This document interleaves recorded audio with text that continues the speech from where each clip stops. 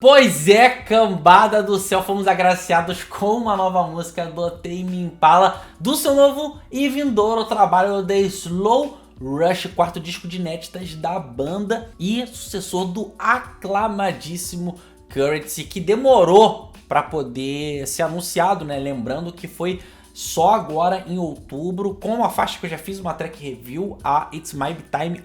Ótima faixa. E até agora a gente só tem a Posthumous Forgiveness, a It Might Be Time e a Borderline confirmadas na tracklist desse disco novo. Lembrando que no começo do ano teve uma outra música, a Patience, e que ela aparentemente foi limada desse disco novo. Deve entrar com uma faixa bônus ou uma versão especial do disco. Porque tanto o Patience quanto a Borderline há uma diferença nítida com Posthumous Forgiveness e a It's My Be Time em proposta, em ideia e sonoridade, porque o Kevin Parker ele demorou muito para fazer o anúncio desse novo disco, que era para ter sido lançado esse ano, porque ele não estava satisfeito com o resultado, ele resolveu quase reconstruir o trabalho todo e ir para uma outra direção. Então por isso que houve toda essa demora, mas aparentemente, na minha opinião, e acho que de muita gente, tá valendo muito a pena. Essa nova faixa, ela soa com uma super jam meio vagarosa ao longo de 6 minutos, é uma faixa comprida. Por mais que ela seja meio ondulante, ela tem uma fluidez boa, é uma faixa que ela é muito sobrecarregada, tanto de peso quanto de dor, nas suas notas de guitarra mais esticadas, nos seus sintetizadores giratórios e muito particularmente nos vocais mais atípicos que o Kevin Parker apresenta aqui nessa música. E isso se deve muito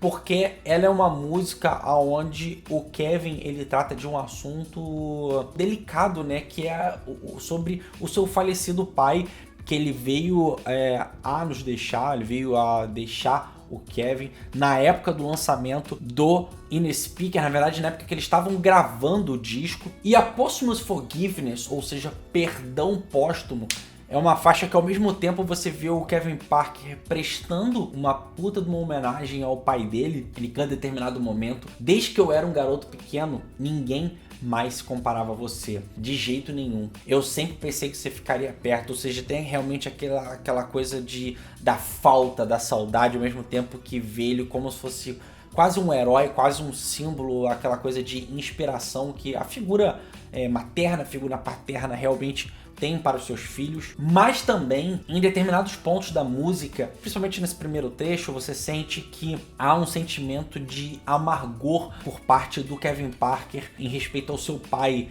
Ele diz em determinado ponto como se o seu pai ele tivesse decidido levar todas as suas mágoas para o túmulo. E o perdão citado no título, ele aparece mais para o terço final da música. Cara, faz muito sentido isso, assim, até porque é justamente pensar num ponto simples. O pai dele veio a falecer lá no começo da década, quando eles estavam gravando o primeiro trabalho. A cabeça dele é outra.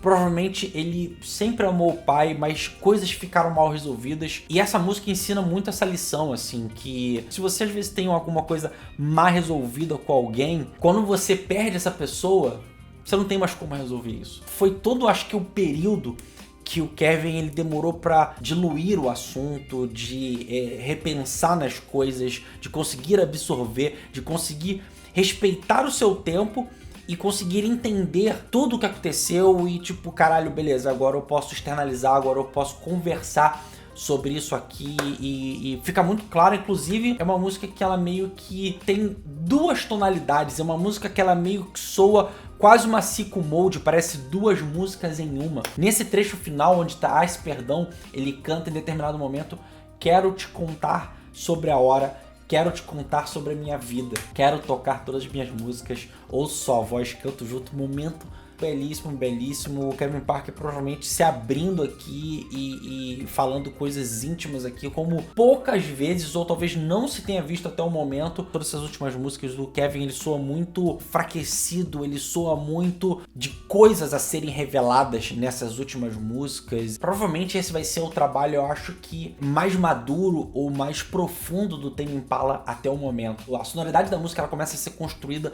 numa forma de um lamento meio lânguido, meio meio nebuloso, que ele soa meio o melancolismo de algumas músicas ali dos anos 70, como Stairway to Heaven. Parece muito em alguns momentos Stairway to Heaven, no jeito que é construindo algumas notas ali no começo, que ele conseguia soar muito bem, ao mesmo tempo tristonho, mas ele sempre soava muito evocativo, muito grandioso. A música também ela tem um pouco ali de inspiração dos épicos mais psicodélicos, com toques de soul que o Isaac Hayes fazia ali também por meados ali dos anos 70. Nesse começo, a música ela é apoiada por uma batida de conga, ela tem acordes de teclado que soam vintage, além de parecer que ela tem toda uma dramaticidade meio latina, ou que às vezes ela vai virar uma versão meio temi-impaliana de alguma trilha mais dolorosa, de algum épico feito pelo grandíssimo Ennio Morricone,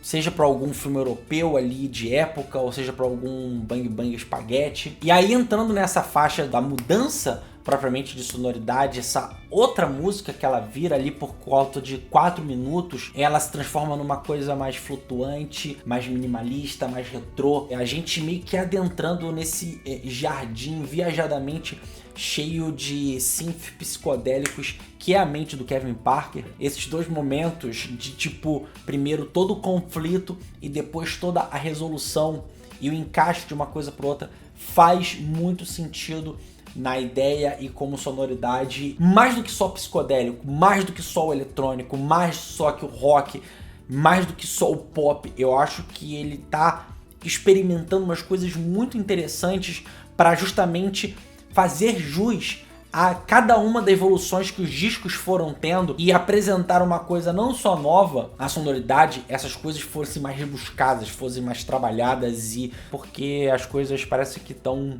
muito arrojadas. Essa acho que é uma boa palavra para poder falar sobre esse disco. Então, foi isso. Essa foi outra Track Review. Se você curtiu, não se esquece de comentar, de se inscrever, de compartilhar com um amiguinho, com família, com todo mundo que você gosta. Dá o joinha aqui no vídeo e não se esquece de botar a sinetinha para saber quando tem vídeo novo, tá bom? Aquele beijo, aquele abraço e aquele tchau. Fui!